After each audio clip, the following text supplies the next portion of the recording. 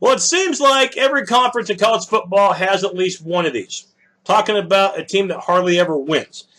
In the case of the Big Ten, it's Illinois. In the case of the Big 12, it's Kansas. And it seems to be in the case of the Pac-12, Oregon State. Last year, when it came to Oregon State's schedule, the competition was definitely hard on the Beavers.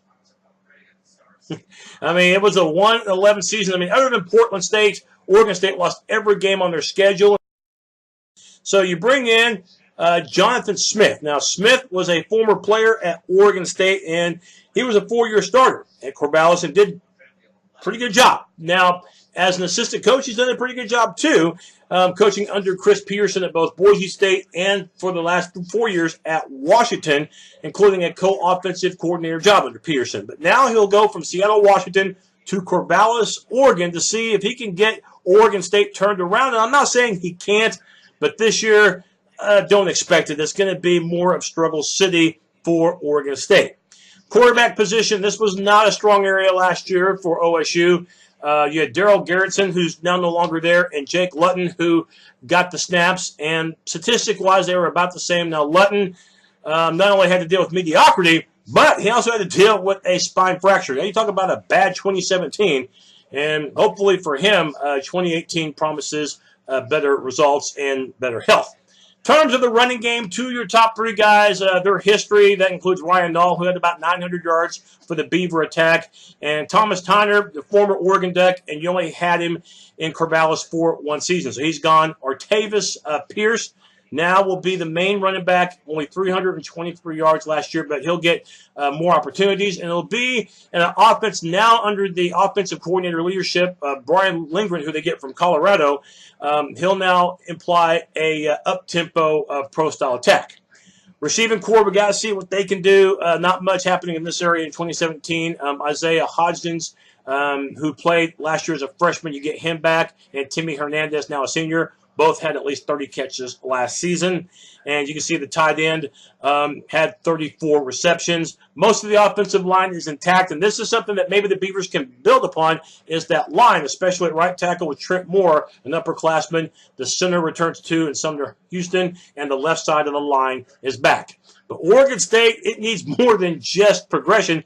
It needs a makeover big time. A year ago, dead last in the Pac-12, 113th in the country in total yardage, only 333 yards per game, and it's a squad that only averaged 21 points a game. Looking at the defense for the Beavers, they have their share of struggles. How about giving up 43 points per game? I mean, no wonder they only won 1 game in 2017. So you bring in a new coordinator in Tim Tezabar, who, just kind of like Jonathan Smith, the head coach, has really paid his dues. And most recently, we saw Tezabar with a lot of success as linebacker coach at Wisconsin. But you won't have your leading tackler from a year ago, and he was pretty good. And Manasseh Hugalu, the inside linebacker, he's moved on. And you only have one of your front 3 back. It'll be a 3-4 defense for the Beavers. Kalani Bakamaleo, you get him back at least.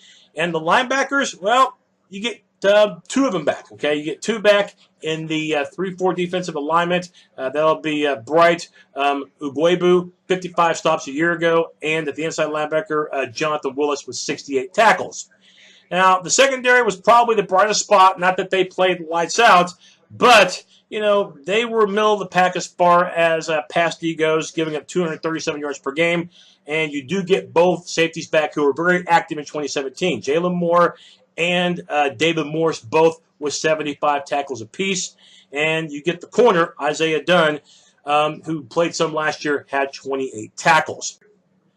Not that it's really necessary, but just for the hell of it, let's break down the Oregon State schedule for 2018, beginning with the season opener at the Horseshoe. And I predict the Beavers will be trailing in this game by 42 points before halftime. I mean, this looks like maybe the ugliest matchup, non-conference-wise, between Power 5 schools.